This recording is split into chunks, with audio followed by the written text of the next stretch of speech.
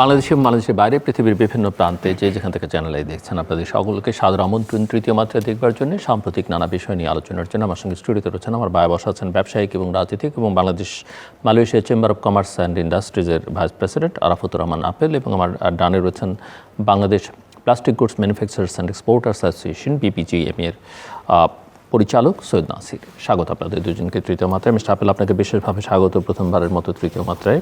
সেই জন্য আপনাদের দুজনের কাছ থেকে আমি একটু বুঝতে চাই যে 2026-27 অর্থ বছরের বাজেট জাতীয় সংসদে পাশ হয়েছে।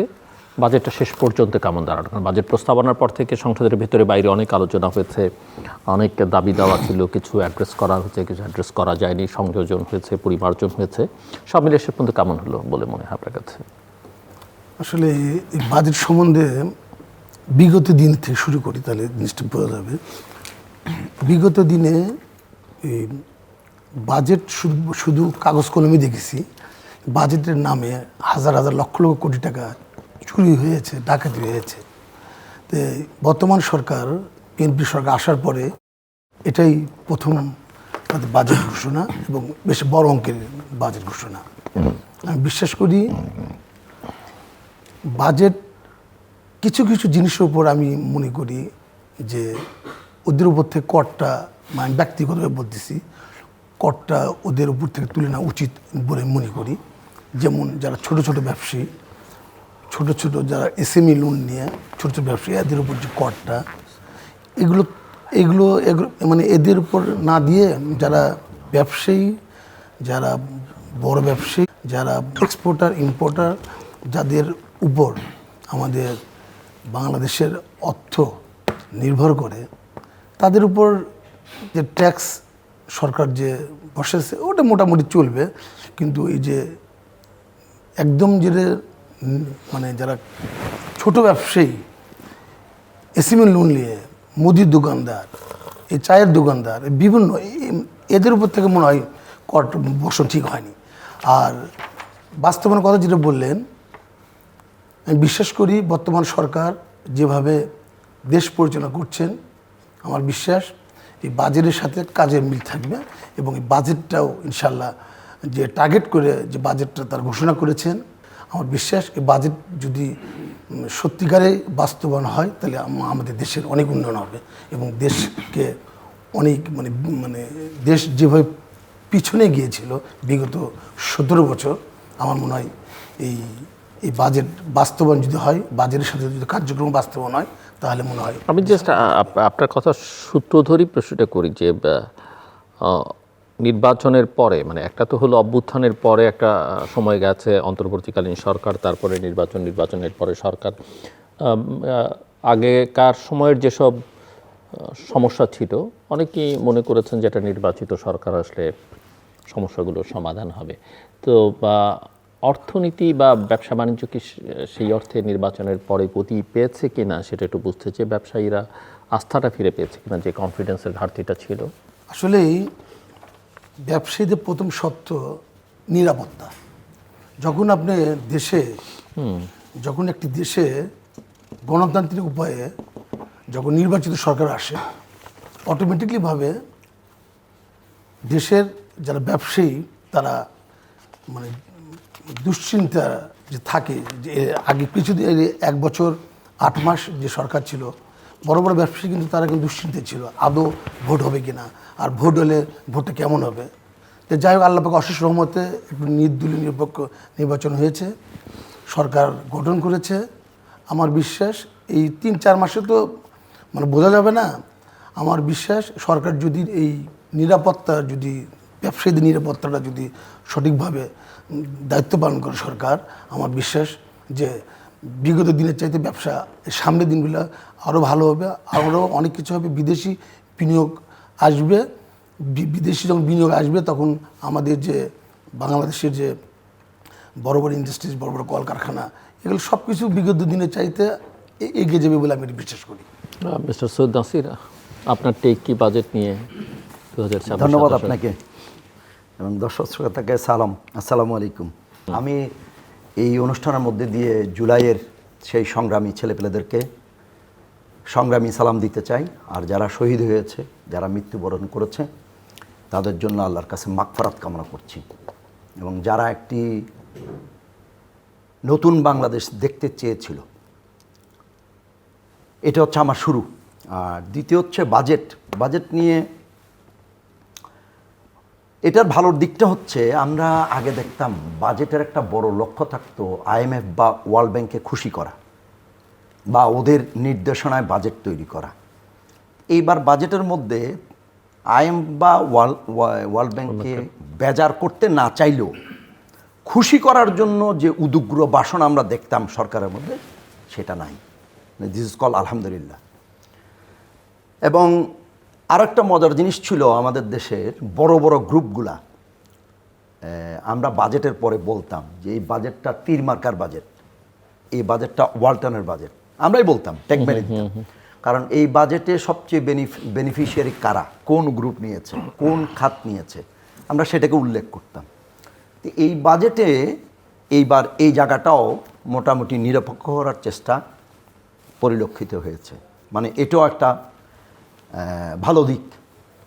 অ্যাট দ্য সেম টাইম এই বাজেট সুবচনের বাজেট, যদিও বা বাস্তবায়নে অনেক চ্যালেঞ্জ আছে, বাট এটা সুলিখিত সুপঠিত তো বটেই। এখানে জনতুষ্টির খুব আধিক্য বা প্রাধান্য দেওয়া হয়েছে। গণতান্ত্রিক সরকার, নির্বাচিত সরকার, ইলেক্টেড সরকার, তারা তো এটা চেষ্টা করবে, কিন্তু দিনের শেষে চ্যালেঞ্জ হচ্ছে বাস্তবায়ন। আর বড় বাজেট দেওয়ার এই ফ্যাশনটা আসলে ওই গত রেজিম থেকেই শুরু হয়েছিল। কিন্তু বড় বাজেট দিলে কি হয় জানি না, কিন্তু আমরা যারা ব্যবসায়ী তারা বড় বাজেট দেখলেই আটকে উঠে। বিকজ দিনের শেষে আপনাদের সমস্যাটা কি? আমাদের সমস্যা হচ্ছে যখন বড় বাজেট দেয় তখন রেভিনিউ কালেকশনের টার্গেটটাও থাকে বড়, ফলে টার্গেটের বড় অংশই কিন্তু আসে ব্যবসা থেকে। তাহলে আমাদের উপর চাপটা পড়তে থাকে। মানে বড় বাজেট দিলে আমরা সব ব্যবসায়ীরাই একটু আতঙ্কের মধ্যে থাকি, যে করের চাপ, ভ্যাটের চাপ, এই শুল্ক সব কিছু মিলেই। আপনি জিজ্ঞেস করলেন যে বাজেট তো পেশ করা হয়েছিল 11 তারিখ বোধ হয়, 11 অথবা 12, আর পাশ হয়েছে গতকালই, আসলে পাশ গোয়িং টু পাবলিশ। এর মধ্যে আমাদের একটা খাত, আমি যেটা টিনের কৌটা, আপনি যে দুধের কৌটা দেখছেন, ঘিয়ের কৌটা দেখছেন, এগুলো আমরা বানাই, যেটা প্লাস্টিক গুডস, প্লাস্টিক এবং টিন। আমি আমার দোনোটাই আছে আর কি, প্যাকেজিং ইন্ডাস্ট্রিজ। আপনি টিনের কথা বলছেন? টিনের কথা, টিনের কৌটা, আড়ংয়ের আপনি ঘিয়ের কৌটা দেখবেন, মিল্ক বিটার ঘিয়ের কৌটা দেখবেন, এই যে নেসলের দুধের কৌটা দেখবেন, এগুলো আমরা বানাই।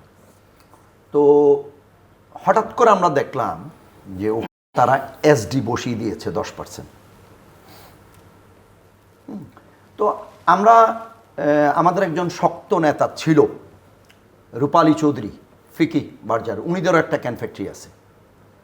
উনি থাকার কারণে এবং ফিকির যে অ্যাডভাইজার স্নেহাশিস, চার্টার্ড অ্যাকাউন্টেন্ট, উনি দুজনের প্রচেষ্টায় এবং দুজনের ধার এবং ভারে আমরা এটা থেকে এখন সন্ধ্যাবেলা জানতে পেরেছি যে আমরা অব্যাহতি পেয়েছি এএসডি থেকে। এক মনে চিন্তা করছিলাম যদি এই দুইজন রতি মহারথী না থাকতো, তাহলে আমরা যারা টিনের কৌটা বানাচ্ছিলাম তাদের অবস্থাটা মানে কী হইতো, এবং আমরা কি আসলে এনবিআর এর দোরগোড়া পর্যন্ত গিয়ে কথা বলতে পারতাম? তো গিয়ে যখন আমরা কথা বললাম উনিদের মাধ্যমে, তখন বুঝতে পারলাম একটু হুইমজিক্যাল ডিসিশন ছিল। আসলে অনেক আমাদের আমলারা, আমি যে জায়গাটা অ্যাড্রেস করতে চাই আর কি, সরকারের এই বাজেটের মধ্যে আপনি যদি বলেন সরকারের ব্যবসা বাণিজ্য সহজ করার অনেক উদ্যোগ আছে, কর ছাড় দিয়েছে অনেক জায়গায়, প্রণোদনার কথা আসিয়েছে অনেক জায়গায়। যেমন আপনাকে একটা কথা বলি যে আমরা শুধু সমালোচনা করব না, আমরা কিছু ভালো কথাও বলবো, আর যেখানে সমালোচনা করার দরকার সেখানে বলবো। আমাদের আগে অগ্রিম আয়কর নিত পোর্ট স্টেজে এবং সাপ্লাই স্টেজে, বলতো এটা অ্যাডভান্স ট্যাক্সেই বলতো, কিন্তু দিনের শেষে ফেরত দিত না। এখন গভর্নমেন্ট এই 11-14 দিনে বলছে বারবার যে অগ্রিম ট্যাক্স নিতে পারি, কিন্তু ফেরত দেওয়ার সুযোগ আছে। আর অগ্রিম ট্যাক্স নেওয়ার পরিমাণটা কমানোর জন্য তারা চেষ্টা করছে, অ্যাড্রেস করতেছে পাবলিক সমস্যাগুলোকে। বন্ড নেওয়ার ক্ষেত্রে অনেক সহজ করার চেষ্টা করতেছে, ব্যবসা সহজ করার নানা রকম যে উদ্যোগগুলো, যেমন আমাদের বিভিন্ন রকম লাগে, লাইসেন্স নিতে হয়। এখন একটা ব্রেক থ্রো চেঞ্জ ওরা চিন্তা করতেছে, বাস্তবায়ন করা গেলে তো আসলেই দেশ চেঞ্জ হয়ে যাবে, যে সেটা হচ্ছে যে আমরা এই সার্টিফিকেটগুলো জোগাড় করার জন্য 21টা সার্টিফিকেট লাগে মিনিমাম। এই সার্টিফিকেটগুলো জোগাড় করতে গিয়ে আমরা যারা ব্যবসায়ী, আমরা যারা আসলে, আমি ব্যবসায়ী বলতে বোঝাচ্ছি ম্যানুফ্যাকচারার, উৎপাদন খাত যারা আছি, তাদের আমাদের আসলে খুব কষ্টে পড়ে যেতে হয় এবং দীর্ঘ সময় লাগে। তো ওই জায়গার থেকে সরকার যে লাইসেন্সিং জট কমাতে অস্থায়ী অনুমোদনের পথে সরকার একটা যুগান্তকারী পদক্ষেপ। তো তার মানে আমি দেখছি বাজেটে সরকার একটা পজিটিভ ভূমিকা নিচ্ছে, যে দেশে, যেমন উনি বলছিলেন যে ছোটদের জন্য এখন ব্যাংক অ্যাকাউন্ট করা তো ইজি করে দেওয়া হচ্ছে, টিন সার্টিফিকেট লাগবে না, অনেক কিছু। কিন্তু চ্যালেঞ্জ হচ্ছে কয়েকটা ল্যান্ড ট্রান্সফারের ক্ষেত্রে একই জিনিস করা হয়েছে। আবার এই ধরেন জমি নিয়েও আমাদের ফ্যাক্টরি, আমিও একটা ফ্যাক্টরি এক্সপানশন করতেছি, তো ওই বটাল্যান্ড, তো ওখানে নানা রকম জটিলতা আটকে রয়েছে, যেটা আজমজেদ চৌধুরীর মতো বিখ্যাত ব্যবসায়ীও এই সমস্যায় পড়েছে। উনি ইআরএফের একটা অনুষ্ঠানে গত 7-10 দিন আগে উনি নিজেও বলেছেন যে ফ্যাক্টরি করার জন্য জমি নিয়ে, জমির মিউটেশন নিয়ে, জমির রেজিস্ট্রেশন নিয়ে যদি এত লম্বা, মানে এখন আপনি যদি কারখানার নামে কোনো জমি কিনতে যান, প্রথম ডিসি থেকে নো অবজেকশন লাগবে, ইট ইজ ভেরি টাফ। দেন এইটার মিউটেশন করতে গেলে তখন আশেপাশে সরকারি জমি আছে কিনা, তাদের অবজেকশন আছে কিনা, ইত্যকার নানা রকম কতগুলো কমপ্লিকেসি তৈরি করছে। তা আজমজেদ চৌধুরী যখন এটাকে ইআরএফের অনুষ্ঠানে এটা হাইলাইট করলো, আমরা মনে করলাম যে হ্যাঁ, আমরা যারা ছোটরাও সমস্যায় আছি, বড়রাও সমস্যা আছি। তো রাজনৈতিক সরকারের, গণতান্ত্রিক সরকারের যে সদিচ্ছা বাজেটের মনে আমরা দেখলাম, এই সদিচ্ছাটা বাস্তবায়ন হবে রাজনৈতিক সরকারের স্পিরিটটা যদি প্রশাসনের লোকদের মধ্যে অনুরণিত করা যায়, তাদেরকে যদি, আমি আসছি, আপনি শুনছিলেন ওনার কথা, এই প্রেক্ষিতে যদি কিছু বলবার থাকে। একই সঙ্গে যেহেতু ল্যান্ডের ইস্যু নিয়ে আমরা আলাপ করছিলাম, কিন্তু আমি যতদূর জানি যে আপনি রিয়েল এস্টেটের ব্যবসার সঙ্গে যুক্ত, সো অনেক দিন ধরেই এই খাতের অবস্থা খুব ভালো নয়, আমরা সেটাও জানি। সো সব মিলিয়ে এই বাজেট এবং সামগ্রিক পরিস্থিতি কি, এই বাজেট থেকে আপনাদের সেক্টরের আসলে কতখানি গতি পাবে সেটাও একটু বুঝতে চাই, এবং অ্যাজ এ হোল সিচুয়েশনটা কি সেটাও বুঝতে চাই আমি। আসলে যদি রিয়েল এস্টেট সম্বন্ধে আপনি বললেন, 2024 সালে 5ই আগস্ট থেকে আজ পর্যন্ত রিয়েল এস্টেট যারা ব্যবসা করে, যারা ব্যবসায়ী, কেউ বলতে পারবে না যে আমার ব্যবসা ভালো চলতেছে। তার কারণটা হলো, আমি ট্যাক্সের ব্যাপার পরে আসতেছি, তার কারণটা হলো টাকাটা ছিল এই হাতে গোনা 2-3 ধরনের লোকের কাছে। বর্তমানে সেই টাকাগুলো কেউ ব্যাংকে রেখে চলে গেছে, কেউ টাকা বিদেশে পাচার করেছে, কেউ টাকা কোনো না কোনো বাসায় রেখেছে। এসব টাকার কারণে এবং দেশে যে অস্থিরতা তৈরি হয়েছিল, মব তৈরি হয়েছিল তত্ত্বাবধায়ক সরকারের সময়, এই ভয়ে, তারপরে আপনার তো জানেনই যে আমাদের আরেকটা সংস্থা আছে দুদক, এগুলো দুদকের কারণে, তারপরে আপনার মবের কারণে, সন্ত্রাসীর কারণে আমাদের মানে এই ফ্ল্যাট ব্যবসায়ীদের সবচেয়ে মনে ক্ষতিগ্রস্ত ফ্ল্যাট ব্যবসায়ী, কোন মানে বিক্রি একদম না বললেই না, মানে কোনো মতো চলছে। তো আমরা বিশ্বাস করি যেহেতু বর্তমান নির্বাচিত সরকার আছে এবং দেশে আইন শৃঙ্খলাও রক্ষাকারী বাহিনীও বেশ ভালো অবস্থায় আছে, আমি মনে করি এভাবে যদি চলতে থাকে তো আমার বিশ্বাস ম্যাক্সিমাম 1 বছরের মধ্যে এই রিয়েল এস্টেট ব্যবসা আবার ঘুরে দাঁড়াবে, এটা আমার বিশ্বাস।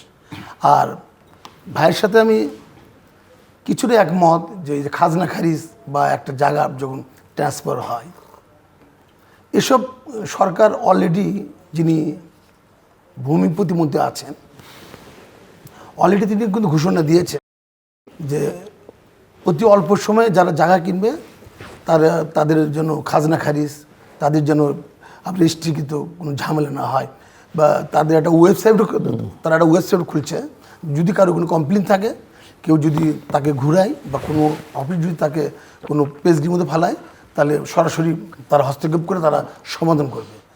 আর আরেকটা ইয়ে ছিল যে আমাদের যখন কোনো ফ্ল্যাট বিক্রি করা হয়েছে তখন রাজুকে একটা অনুমোদন লাগতো। এই অনুমোদন নিতেই প্রায় 1 মাস সময় লেগে যেত। এবার এই অনুমোদন পার করতে সরকারের ফি সহকারে আরও কিছু টাকা, যেটা নিয়ম বহির্ভূত টাকা দেওয়ার পরে ওই অনুমোদনটা পাইতো, ট্রান্সফার ফি। তো সেটা তো এখন নাই, সেটা তো এখন সরকার তো তুলে দিয়েছেন। এতে করে অনেক সহজ হয়েছে আমাদের জন্য, যে আমরা যদি কোনো জমি রেজিস্ট্রি করি তাহলে আমাদের ওই আপনি রাজকের অনুমোদন লাগবে না। কিছু কিছু জায়গায় হয়তো অনুমোদন লাগবে, কিন্তু সব জায়গায় অনুমোদন লাগবে। এক্ষেত্রে আমাদের ব্যবসার ইয়েওটা বাড়বে, কিছুটা ইজি, টার্নওভারটা বাড়বে এবং ব্যবসা বেচাকেনাও বাড়বে। সব কিছু মিলে আসলে এই 2-3 মাসের উপরে মানে আমরা যে বলতে পারবো যে এটাই হবে বা এটাই করা যাবে, এভাবে আসলে বলা যাবে না।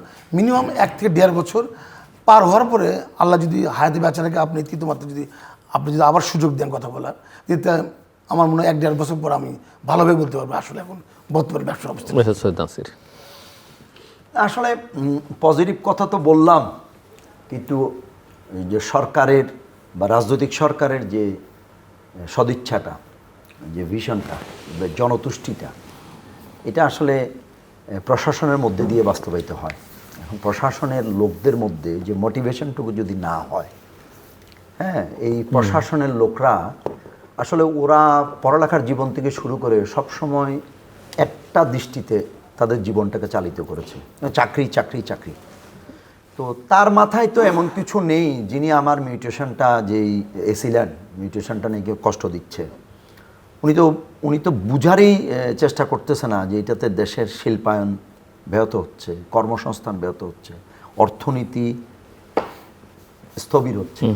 তো উনিরা ওদের মাথায় আসলে, তো এই জন্য আমি মনে করি কি পিএটিসিতে ওরা যে ট্রেনিংটা করে, এই গভর্নমেন্টের উচিত, গভর্নমেন্ট যেরকম, ওরা তো আমাদের প্রতিনিধি, ম্যাক্সিমাম সংসদ তো এখন ব্যবসায়ী। তো ব্যবসায়ী সংসদ হওয়া সত্ত্বেও কিন্তু আমি ব্যবসায়ী সংসদদের মুখে বাজেট নিয়ে কনস্ট্রাকটিভ কোনো আলোচনা আমার চোখে পড়েনি, বা বাজেটের ভুল ত্রুটি নিয়ে আমরা যেই দৌড়ঝাঁপটা করি বিভিন্ন আমাদের বডিগুলা, অ্যাসোসিয়েশন, চেম্বার, অনেক সাংসদ আছে কিন্তু ব্যবসায়ী, কিন্তু তারা দেখলাম এই গতানুগতিক কথার মধ্যে, গতকাল স্পিকারও মনে স্বীকার করলো বাজেট বক্তৃতা, কিন্তু সব ধরনের আলোচনা তার মধ্যে চলছে, বাজেট ফোকাস না। এটা হচ্ছে নাম, জানি না এটা দুর্ভাগ্য কিনা। আসলে আমাদেরও কতগুলো সমস্যা আছে, ব্যবসায়ীদেরকে সাধারণ জনগণ ভালো চোখে দেখে না। আমাদের যারা জনগণের দোষ না, ব্যবসা মানে সাধারণ জনগণ দেখে না, ব্যবসায়ীদের দোষ। আচ্ছা, এটাই মজা যে আমাদের যে জেনারেশনটা, আমাদের যে পাস্ট জেনারেশন যারা ব্যবসাটা আসলে করছে, বাংলাদেশে দেখাইছে, এদের মধ্যে আমাদের মধ্যে তো অলিগার্ক শ্রেণী ছিল বেশি, মুনাফালোভী, চরিত্রহীন, এবং আমাদের মধ্যে আসলে ব্যবসায়ীদের মধ্যে নীতি নৈতিকতার প্রশ্ন তো আসলে বড় একটা ঘাটতির জায়গা আছে।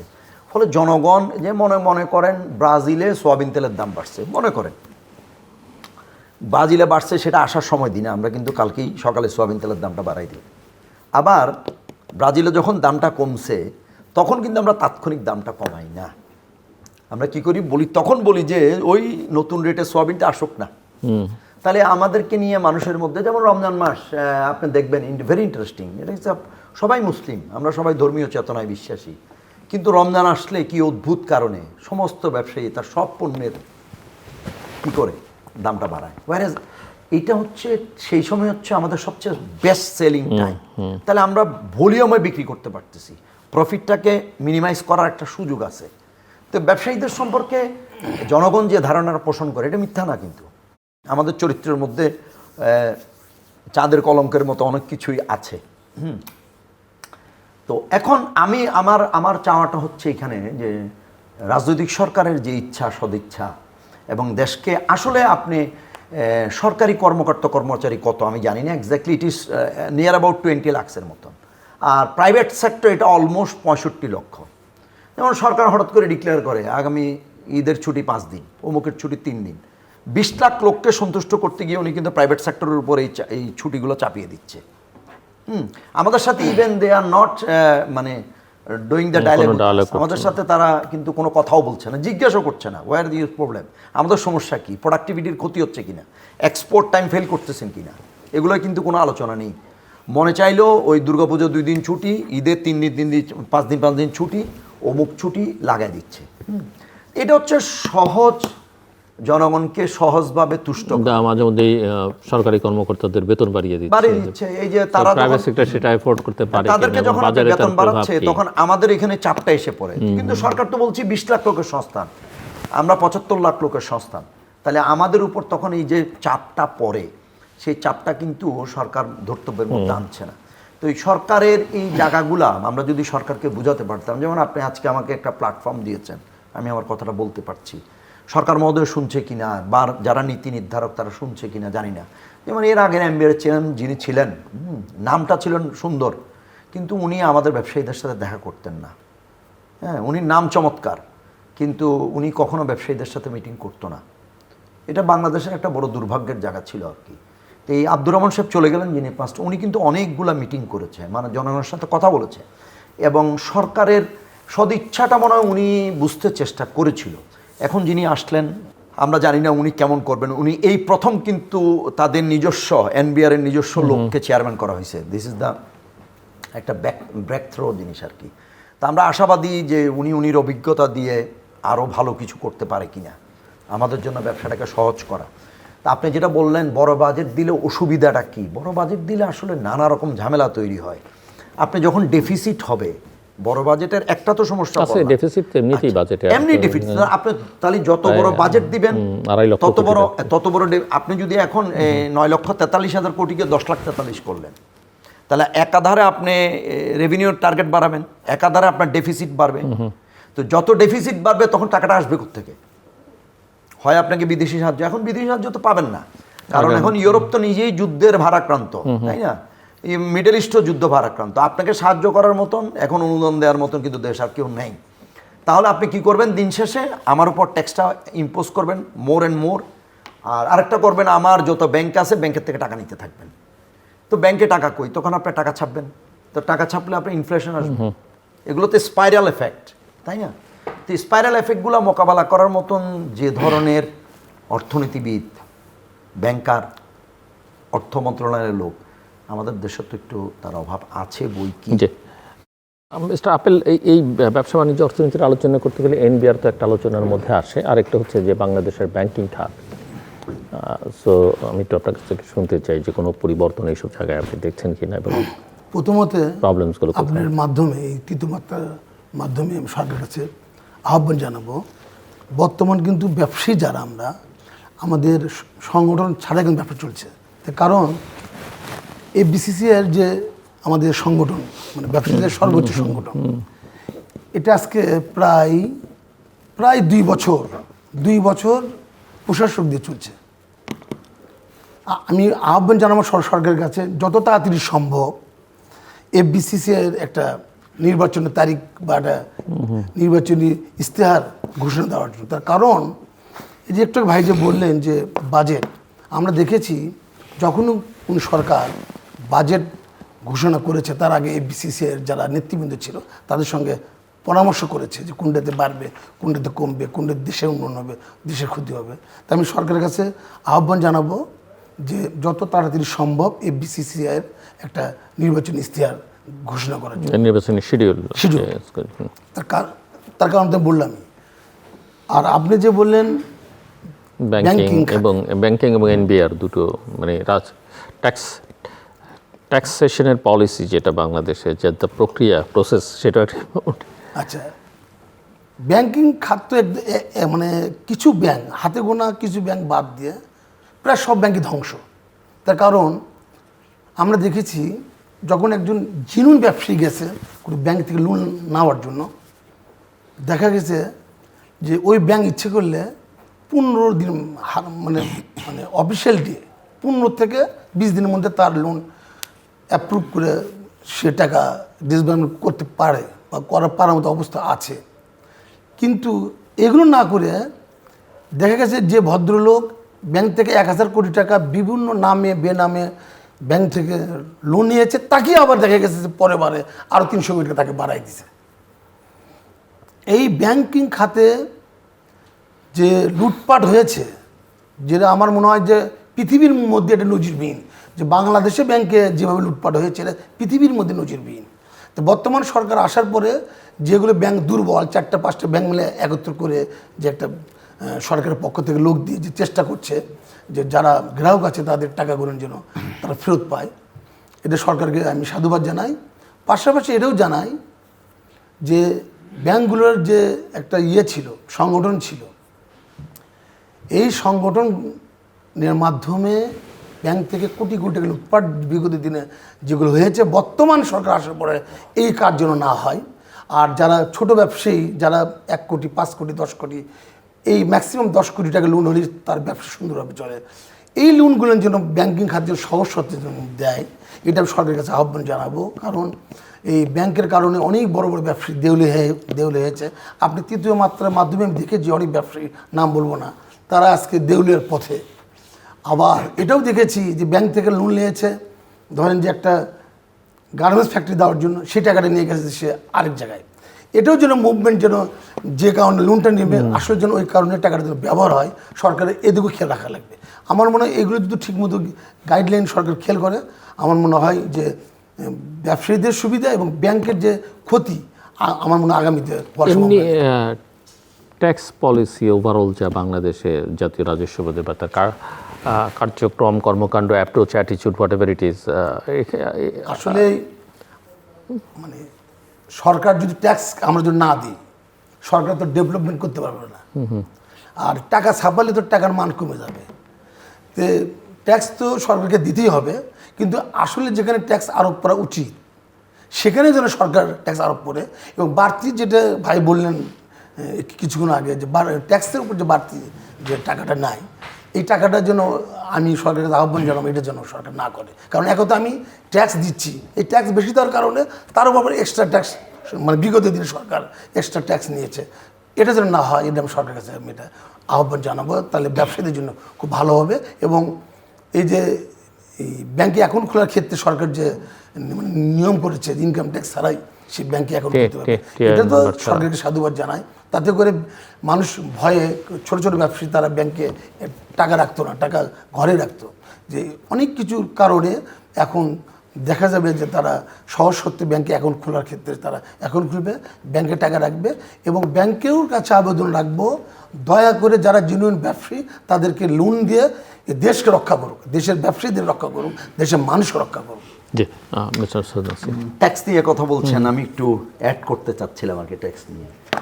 আপনি বিদেশ ভ্রমণ করেন নিশ্চিতই, আমরা সবাই সিঙ্গাপুরে যান, আপনি যাই কিনবেন মার্কেট থেকে, এয়ারপোর্ট দিয়ে যাওয়ার সময় there is a refund counter, right sir? Yes sir. This is called culture. আমার দেশে এটা আছে নাই তো। এই যে আমার থেকে পোর্ট স্টেজে তারা বলেই দিচ্ছে AIT, অ্যাডভান্স ইনকাম ট্যাক্স, অগ্রিম কর, কিন্তু দিনের শেষে যখন আমি রিটার্ন জমা দিচ্ছি তখন বলছে নো রিফান্ড। মানে আমাদের আসলে দোনো পক্ষকে, দুই হাতকে একসাথে আসতে হবে। আমলা এবং ব্যবসায়ী এবং রাজনীতিবিদ, এরা যদি সুন্দর করে হাত ধরাধরি করে হাঁটে, এখানে দোষ আমাদেরও আসে। আমাদের আগে তো আরেকটা বিস্তৃত ছিল, বাজেট হওয়ার আগেই ব্যানার রেডি থাকতো, গণবিরোধী বাজেট, এক পক্ষ নেমে যেত। তো এই সরকার তো এবার বেঁচে গেছে, আমি যতটুকু ধারণা আর কি, যে এবার এরকম এরশাদের সময় আমরা দেখতাম বাজেট পেশ করার আগেই ব্যানার টানা রেডি থাকতো, বাজেট হওয়ার সাথে সাথে লেগে যেত মশাল মিছিল, গণবিরোধী ওই দিনই। হ্যাঁ, তো এগুলো তো আসলে ছিল রাজনৈতিক কতগুলো, এগুলো রেটরিক বলে আর কি। আচ্ছা, যাই হোক, তো এই গভর্নমেন্ট তো এই জায়গায় আমাদের কিছুটা ডেভেলপমেন্ট হচ্ছে।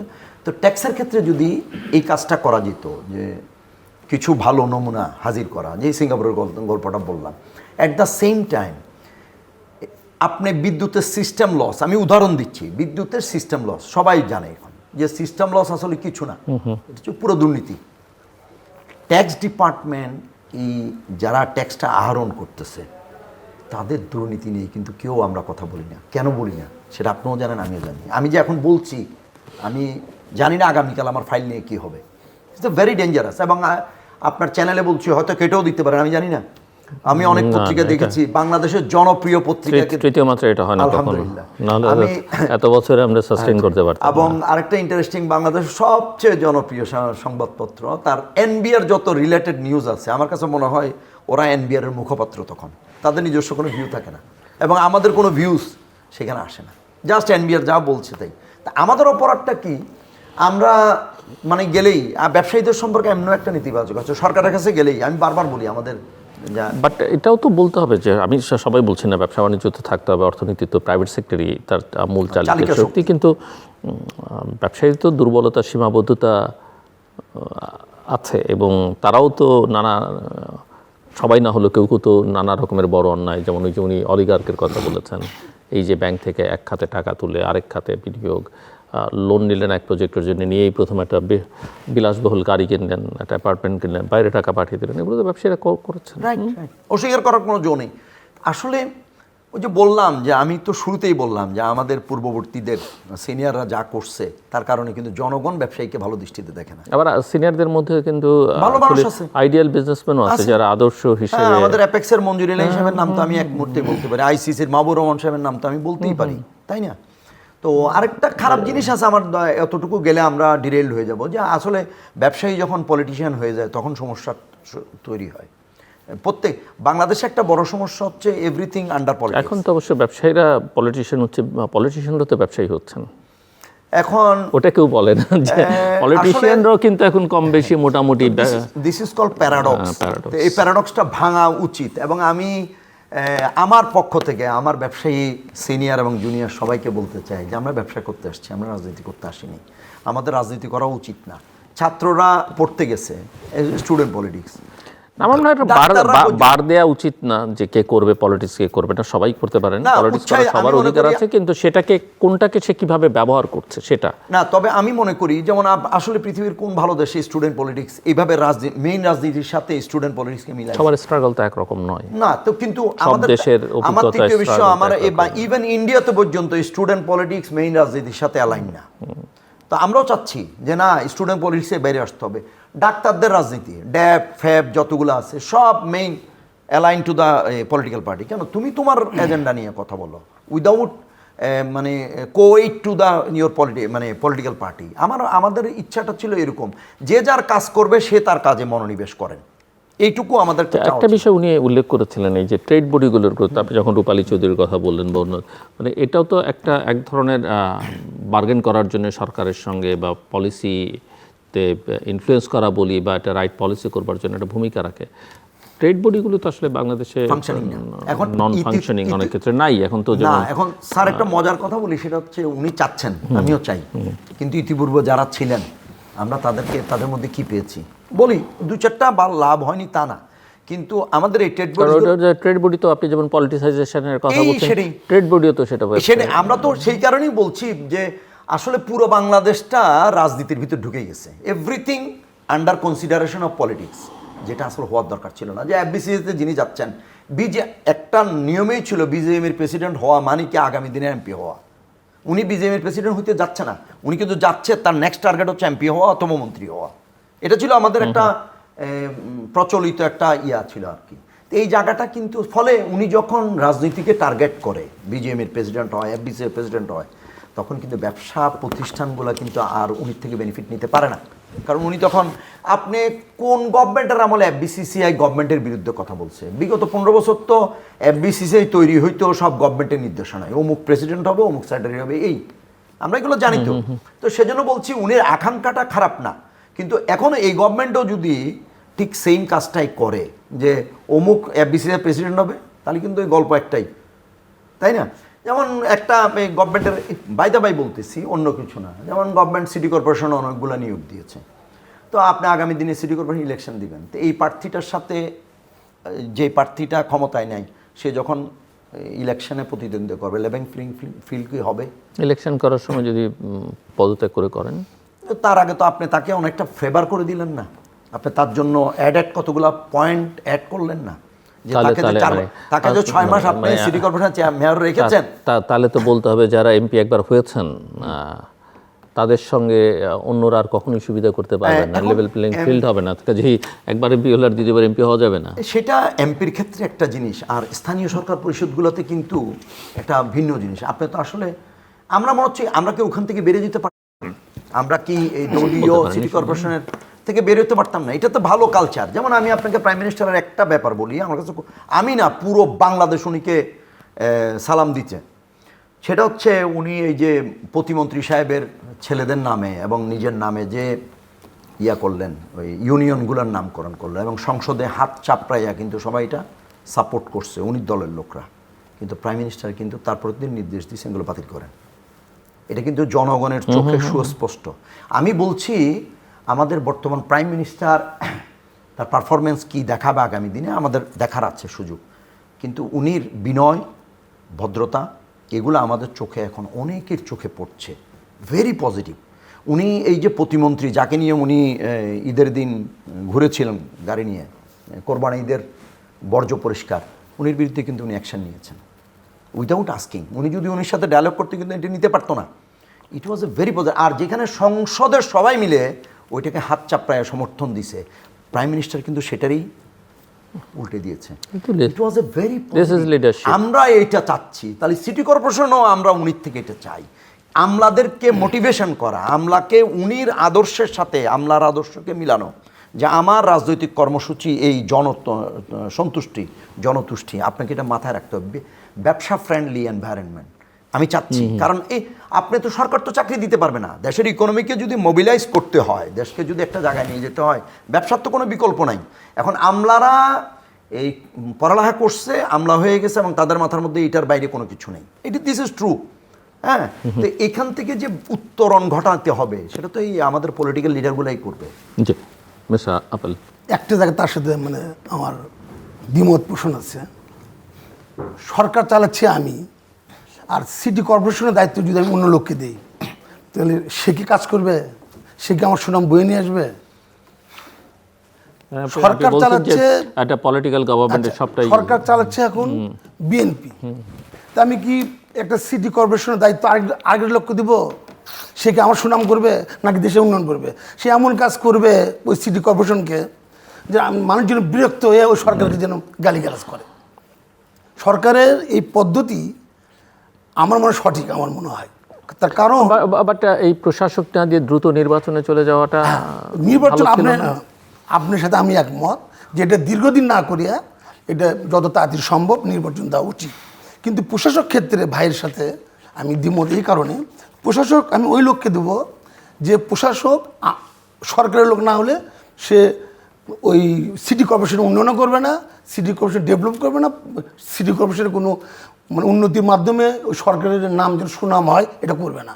ওই সিটি কর্পোরেশনের প্রশাসক যদি আমি অন্য দল থেকে নিই বা যেখান থেকে নিই, সে চাবে যে বর্তমান সরকারের সুনামকে নষ্ট করার জন্য। এই জন্য সরকার সবসময় চায় যে সিটি কর্পোরেশন মেয়র সরকারের পক্ষের লোক থাকবে। তবে আপনি একটা কথা ভালো বলেছেন যে এই সিটি কর্পোরেশনের প্রশাসক হিসেবে দীর্ঘমেয়াদী না করে যত তাড়াতাড়ি সম্ভব একটা নির্বাচনের তারিখ ঘোষণা করে নির্বাচনের মাধ্যমে যিনি সিটি কর্পোরেশন মেয়র হবে তিনি তার দায়িত্ব পালন করবে। এটা আমি আপনার সাথে আমি মিস্টার নাসির আরেকটা কথা বলছিলেন উনি, যে আপনার কথার প্রেক্ষিতে যে উনি মনে করেন যে ট্রেড বডি তো থাকা দরকার এবং তার গুরুত্ব আছে, লিডারশিপেরও গুরুত্ব আছে, কিন্তু এটা এমন একটা জায়গায় পৌঁছেছে আসলে এটা আসলে ব্যবসায়ীদের স্বার্থ আর রক্ষা করছে না। যে যায় লঙ্কায় সেই হয় রাবণের মতো। সে আপনার সাথে একমত, তার সাথে একমত।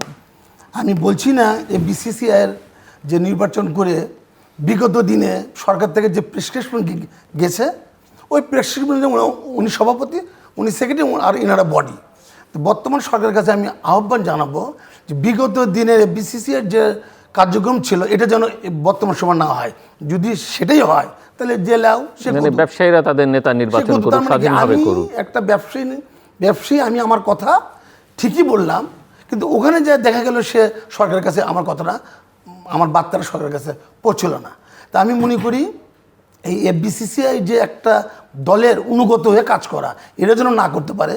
আর বিশেষ করে সরকারে যারা আছেন, আমি আবারও আপনাকে বলছি, সরকারে যারা থাকবেন, সরকারে যারা আছেন তাদের আত্মীয় স্বজন যেন ওই বিসিসিআই যেন কন্ট্রোল না করে। যদি কন্ট্রোল করে তাহলে আমি মানে অ্যাজ এ ব্যবসায়ী সে মনে করবো জেলেও সেই কদু হবে। সেই আশঙ্কা আমার মনে হয় এটা উন্মুক্ত করে দেওয়া উচিত যে ভোটের মাধ্যমে নির্বাচিত হয়ে আসুক, তাহলে কেউ কারোর উপর দোষারোপ করবে না আর তার উপর থাকবে না, মানে আপনি আমাকে বাট আমি একটা থাকবে না, ভোটের মাধ্যমে আসুক। কিন্তু আপনার কি মনে করেন যে সরকার বা সরকারি দলের কারোর প্রতি ব্লেসিংস থাকা দরকার এই ধরনের নির্বাচনে?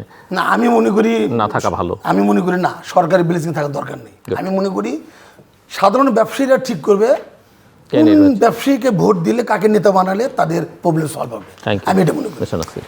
আসলে কথাগুলো তো যেমন আমি এদিকে যাওয়া ভালো হবে কিনা জানি না, যে আমাদের বাংলাদেশে যাওয়া ভালো হবে কিনা আমি বলছি না, আমি বলছি যে টায়ার ফ্যাক্টরি ছিল, প্রয়োজনীয় হলে আপনি নিশ্চয়ই আপনাকে যাবেন। মজার গল্পটা বলছি, ব্যবসায়ী রাজনীতিবিদ হয়ে গেলে কি হয়। বাংলাদেশে একমাত্র টায়ার উৎপাদন করতো গাজী, ইউনিক ইন্ডাস্ট্রি, পুরো বাংলাদেশের একমাত্র। এই 24-এর উনি পুরো ফ্যাক্টরি কিন্তু জ্বালিয়ে দিয়েছে। তো এখন আমাদের সামনে প্রশ্ন, সব ব্যবসায়ীর উচিত আসলে কি মন্ত্রী হব, এমপি হব, রাজনীতি করব, নাকি নিজের পরিশ্রমে গড়া দীর্ঘদিনের প্রতিষ্ঠানটিকে আগুনে দিব। বেক্সিমকো ইন্ডাস্ট্রিয়াল পার্ক বন্ধ 2008-এও হয়েছিল। তো এখন ব্যবসায়ীদের সামনে এই প্রশ্নটা সবার করা উচিত, আসলে আমি কি ব্যবসায়ী থাকতে চাই নাকি আমি রাজনীতি করতে চাই। এবং ওই রাজনীতিতে যাওয়ার পরেই তো আমরা অলিগার্ক শ্রেণীটার কথা বলছি। পলিটিক্যাল কালচারও চেঞ্জ করা উচিত। এই জায়গাগুলোতেই আপনাকে একটা এক্সাম্পল দিলাম যে বেক্সিমকো ইন্ডাস্ট্রিয়াল পার্কের 17,000 ওয়ার্কার বেকার হয়ে গেছে ডিউ টু পলিটিক্স। আজকে গাজী গ্রুপের যে প্রতিষ্ঠানটি নষ্ট করে দিয়েছে পুরো বাংলাদেশের একমাত্র টায়ার প্রস্তুতকারক, দেশের সম্পদ, ডিউ টু পলিটিক্স। আমি ওটা পুড়ে দিয়েছে, আমি এটার জন্য আমি পক্ষ বলবো না বিপক্ষ বলবো, আমি বলছি দিস ইজ দ্য কনসিকুয়েন্স, এটার ঘটনা। আমরা আসি আমাদের অন্য একটা বিষয় নিয়ে, যে আপনি দেখেছেন সিটি গ্রুপ নিয়ে এখন পুরো বাংলাদেশে আলোচনা চলছে, তাই না? এবং মেঘনা গ্রুপকে নিয়ে প্রথম আলো একটা বড় লিড স্টোরি করেছে যে গ্যাস নেই, গ্যাসের অভাবে মেঘনার বড় বিনিয়োগ কিন্তু বাধাগ্রস্ত। আর সিটি গ্রুপের আজকের যে সংকট, তার পিছনে যদি 10টা কারণ থাকে, অন্তত 10 নম্বর কারণ হচ্ছে গ্যাস বা জ্বালানি আমাদের। এবং আপনি আশ্চর্য হবেন, গত মাসে কিন্তু আমাদের ইলেকট্রিক বিল 18%, 18.5% বাড়ানো হয়েছে। মানে যেখানে আমার গত মাসেই বিদ্যুৎ বিল ছিল 1,01,00,000 টাকা, সেখানে এই মাসে হয়ে গেছে 1,21,00,000 টাকা। তো এই বিদ্যুতের দাম আর কি বলছে যে আন্তর্জাতিক বাজারে জ্বালানির দাম বেড়ে গেছে, দেখে আমরা বিদ্যুতের দাম বাড়াইছি, আমি মেনে নিলাম। কিন্তু এর আগেও গত গভর্নমেন্টের সময় 6 বার বিদ্যুতের দাম বাড়িয়েছে। প্রত্যেকবারই রিজন ছিল জ্বালানির দাম আন্তর্জাতিক বাজারে বেড়েছে। কিন্তু জ্বালানির দাম যখন কমে, বাংলাদেশে কোনো নমুনা স্থাপন করা যায়নি যে বিদ্যুতের দামটা কমানো হয়েছে। এখন এইভাবে যদি বিদ্যুতের দাম বাড়তে থাকে আর গ্যাস যদি পাওয়াই না যায়, তা আপনি আন্তর্জাতিক বাজারে রপ্তানিতে কিভাবে আপনার কম্পিটিশনে টিকে থাকতে পারবেন? প্রাইস কম্পিটিশনে কিভাবে আপনি, আমার যত মেধা আছে কোনো মেধায় তো কাজ দিবে না, এন্টারপ্রেনিয়াল যত আমার যোগ্যতা আছে, এফিসিয়েন্সি আছে, কোনোটাই কাজ দিবে না যদি আপনার গ্যাসের দাম, বিদ্যুতের দাম, জমির খরচ। এই বাংলাদেশে তো মানে ডুইং বিজনেস ইন্ডেক্স যেটা ছিল এটা বাতিল করে দিয়েছে, এটাতে কেন কস্ট ইজ ভেরি হাই। এই কথাগুলোই আমরা বলছিলাম আর কি, যে আমি আপনাকে বোঝাতে পারবো কিনা জানি না, বা ব্যক্তিগত কাজে আপনার প্ল্যাটফর্মকে ইউজ করতে জানি না।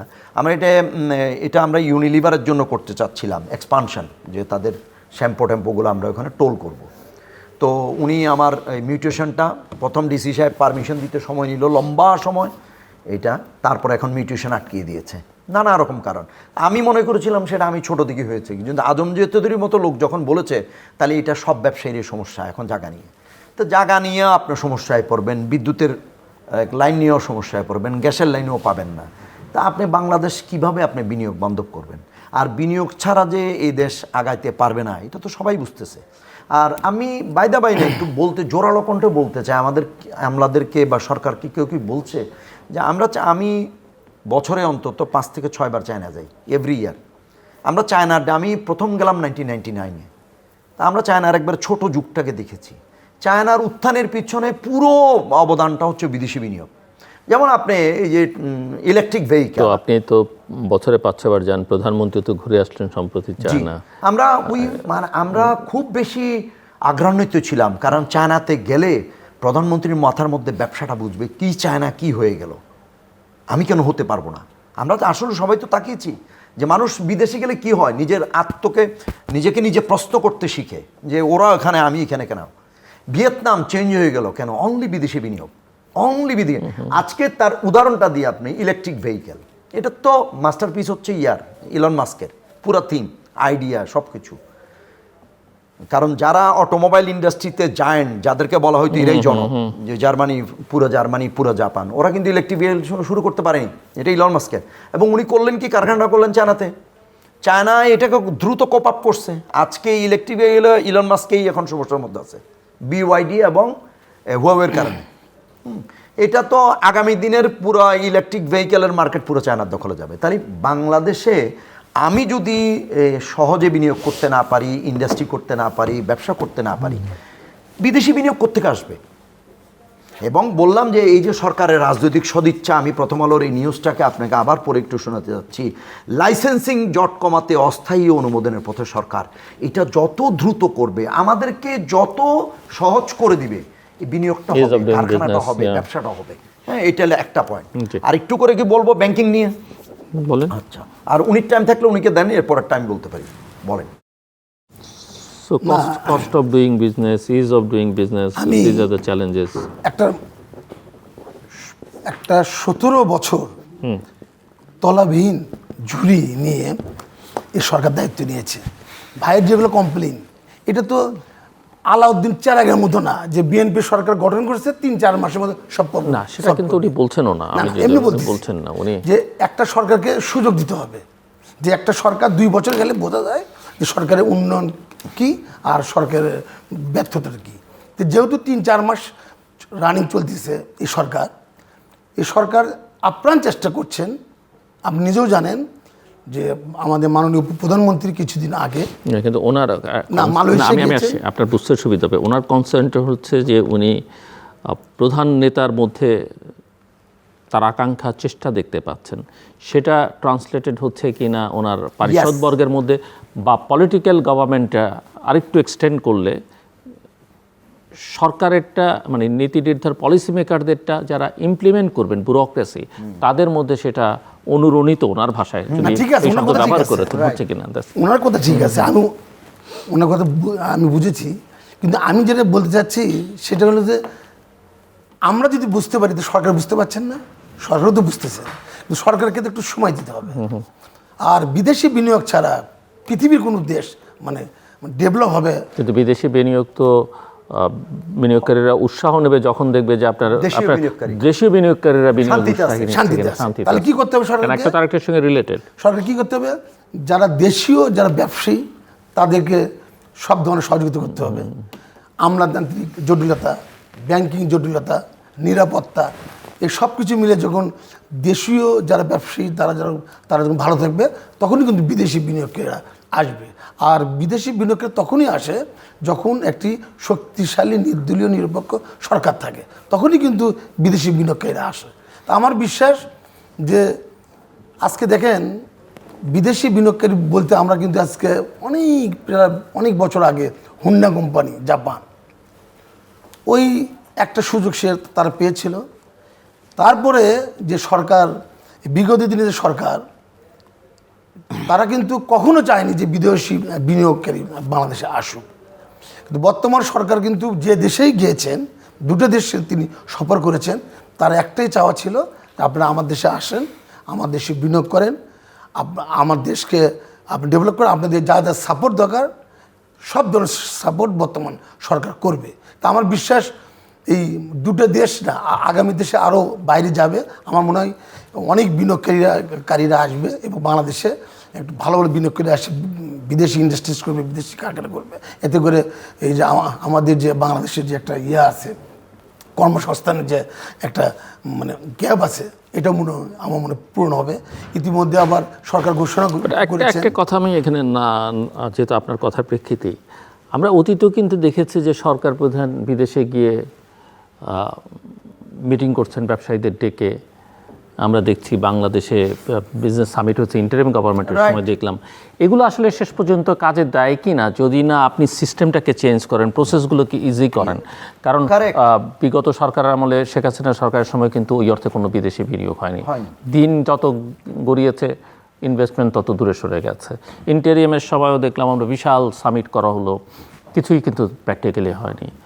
সো আমি বলছি যে ওই সব করে আসলে কোনো কাজ হয় না। হয়তো ব্যুরোক্রেটসরা বা পলিটিশিয়ানদের মধ্যে একটা অংশ বলবে এটা করি ওটা করি।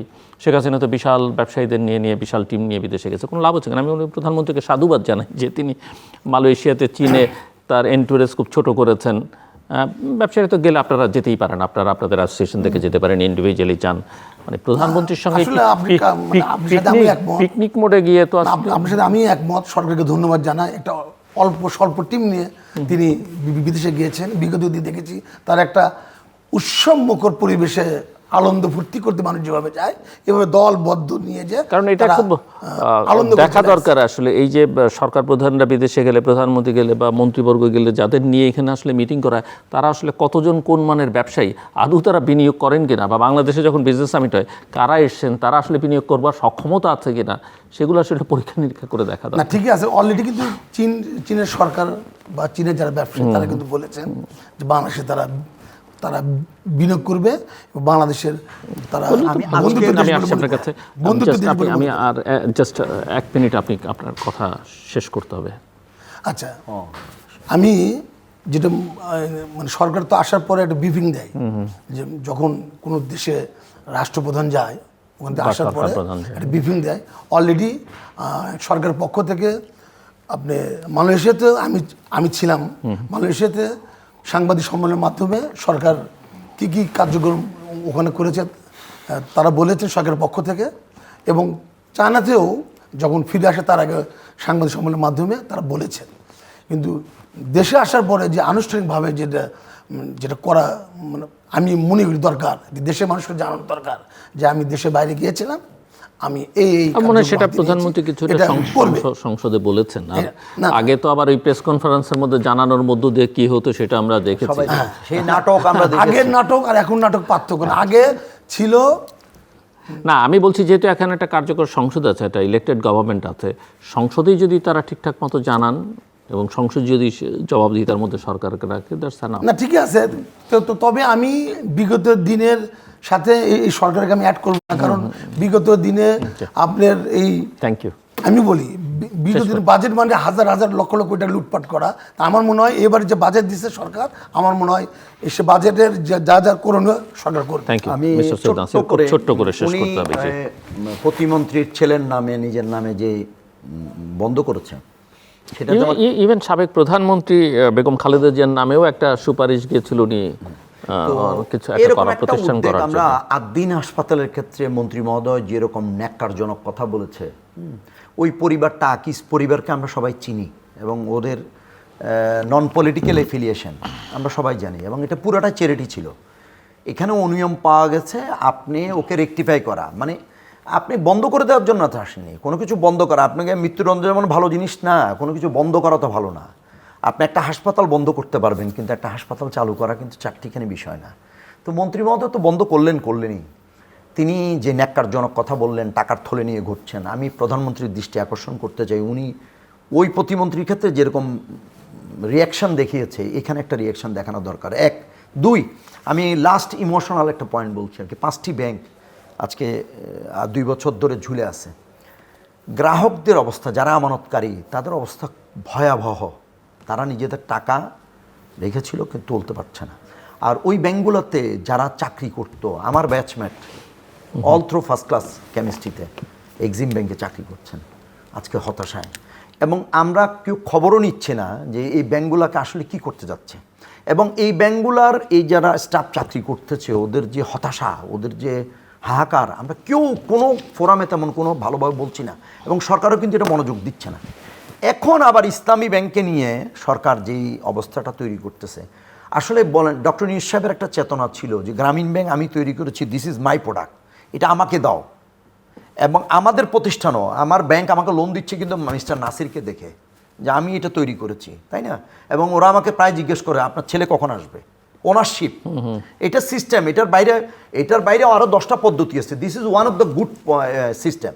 আপনাকে ইসলামী ব্যাংক যারা চালিয়েছিল ইতিপূর্বে, তারাই তো ইসলামী ব্যাংককে বাংলাদেশের সর্বশ্রেষ্ঠ একটা ব্যাংক বানিয়েছিল, আমানতের দিকে, ল্যান্ডিংয়ের দিকে, ফরেন রেমিটেন্সের সব দিক দিয়ে।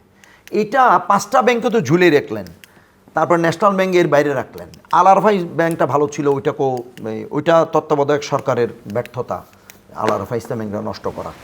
এখন ইসলামী ব্যাংক বাংলাদেশ সবচেয়ে ভালো ব্যাংক, এখানে হাজার হাজার গার্মেন্টস। না, কিন্তু ইসলামী ব্যাংক কিন্তু নষ্ট হওয়া শুরু হয়েছে গত সরকার, হ্যাঁ, তত্ত্বাবধায়ক থেকেই, তত্ত্বাবধায়কের আগের থেকেই বলেন না, ওটা তো তারা 17 থেকে খেয়ে ফেলছে। এখন যেহেতু সময়টা চেঞ্জ হয়েছে, আমি সকালবেলা তো ইসলামী ব্যাংকের সব বদল করে ফেলা হলো, আমরা চাচ্ছিলাম যে কি যারা ইসলামী ব্যাংক তৈরি করেছিল, যারা এটা সফল ইন্টেলিজেন্স করেছিল, এজেন্সি ব্যবহার করে। হ্যাঁ, তো এখন উনি বলছেন ওইখানে তো আসলে আবার আমি অন্যদিকে চলে যাব, যার সময়ও আমরা সব নেই, কথাই আমাদের বলছিলাম, এক মিনিট। কিন্তু আমরা পুলিশ প্রশাসনের এদিনকে কথা বললো, বদি সাহেব তো নাই, বদি সাহেবের এখন চেয়ারটা কে দখল করলো, এরকম একটা কথা তো আসছেই, স্বরাষ্ট্রমন্ত্রীকে বললেন গয়েশ্বর রায়। তো ওদিকে আর আমি যাচ্ছি না। তা আমাদের একটা দুঃখ হচ্ছে ইসলামী ব্যাংকটা, যারা এটাকে ইসলামী ব্যাংক বানিয়েছে, সফল করেছিল, তারা এখনো সব জীবিত, সব এমডি ডিএমডি সবাই জীবিত। শেষ করতে হবে। জি, তাদেরকে নিয়ে ইসলামী ব্যাংকটা। দর্শক, অনুষ্ঠানের শেষ প্রান্তে আমরা সামাজিক যোগাযোগ মাধ্যম ফেসবুক, এক্স এবং ইউটিউবে তৃতীয় মাত্রা লাইভ স্ট্রিম আপনারা দেখতে পারেন। টেলিভিশনের পর্দায় দেখতে না পারলে যে কোনো সময় যে কোনো স্থান থেকে ইউটিউবে তৃতীয় মাত্রা চ্যানেলটি সাবস্ক্রাইব করে এই পর্ব বা পুরনো পর্বগুলো আপনারা দেখতে পারেন। মিস্টার সৈয়দ নাসির এবং মিস্টার আরফত রহমান আপেল, অসংখ্য ধন্যবাদ এই আলোচনা অংশ নেওয়ার জন্য। দর্শক, আমরা কথা বলছিলাম দেশের ব্যবসা বাণিজ্য, অর্থনীতি, বাজেট নিয়ে। সবাই বলেন, এবং এটা নতুন কোনো কথা নয়, আবার অযৌক্তিক কথা নয়, যে বাজেট বাস্তবায়নটাই হচ্ছে বড় চ্যালেঞ্জ। আমাদের ফিসকাল ইয়ারের একটা সমস্যা আছে। এই বাজেটের অর্থ আসলে একেবারে আর্থিক বছরের শেষ ভাগে গিয়ে অধিকাংশ অর্থ ছাড় হয়, কাজের গুণগত মান ভালো হয় না, এগুলো নানা রকমের প্রবলেম আছে। অনেক মন্ত্রণালয় আসলে তার জন্য বরাদ্দকৃত বাজেট ব্যবহারই করতে পারে না, টাকাগুলো ফেরত যায়। এনবিআরকে যে টার্গেট দেওয়া হয়, এনবিআর সেই টার্গেট পূরণ করতে পারে না। সো সক্ষমতা না বাড়িয়ে আসলে বাজেটের আকার বাড়ালে হবে না। আরেকটা বড় প্রশ্ন, যে অর্থের উৎস কোথায়। নিঃসন্দেহে আমাদের ট্যাক্স দিতে হবে, নিঃসন্দেহে ট্যাক্সই হচ্ছে প্রধান উৎস, কিন্তু ট্যাক্স আদায়ের যে পদ্ধতি, এখানে যে মোটিভেশনটা দরকার যারা এই প্রক্রিয়ার সঙ্গে যুক্ত, সেটা তাদের মধ্যে দেখা যায় না। বা যারা দেন শুধু তাদের উপরই চড়াও, এটাকে আওতাটা বৃদ্ধি করা যাচ্ছে না। এগুলো নিয়ে আসলে অনেক কাজ করা দরকার। তবে মূল কথা, বিদেশি বিনিয়োগ নিয়ে আমরা কথা বলছি। বিদেশি বিনিয়োগটা আসলে দেশীয় বিনিয়োগকারীরা যদি আস্থা ফিরে পান এবং তারা যদি স্বস্তিতে ব্যবসা বাণিজ্য করতে পারেন, বিদেশি বিনিয়োগ আসবে। এর জন্য যে ইজ অফ ডুইং বিজনেস, ব্যবসাকে যে সহজীকরণ, বিদেশি বিনিয়োগকারীরা সবচেয়ে বড় যেটা চান, যে তারা যে বিনিয়োগ করবে, যে কোনো মুহূর্তে যেন বিনিয়োগটাকে ফেরত নিয়ে যেতে পারেন। এক্সিট এর কোনো রাস্তা আমাদের এখানে নাই, সেটা তারা চান। আরেকটা হচ্ছে যে কস্ট অফ ডুইং, এখানে ব্যবসা করতে গেলে যে পরিমাণ অর্থ ব্যয় করতে হয় বৈধ এবং অবৈধ প্রক্রিয়ায়, আর সেটা একটা বড় চ্যালেঞ্জ ব্যবসা বাণিজ্যের জন্য। এবং আমরা যদি প্রাইভেট সেক্টরকে আসলে অনেক ভাইব্রেন্ট না করতে পারি, অনেক ডায়নামিক না করতে পারি, তাহলে আসলে এই যে রাজস্ব আহরণের কথা বলি আর অর্থনীতির গতি বৃদ্ধির কথা বলি, তার কোনোটাই কিন্তু আসলে হবে না।